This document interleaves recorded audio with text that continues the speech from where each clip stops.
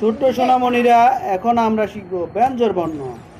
ক, খ, গ, গ, ঙ, ছ, ছ, বর্গের জ, জ, ঞ, ট, ঠ, ঢ, ঢ, মূর্ধন্য, ত, থ, দ, দ, দন্তান্ন।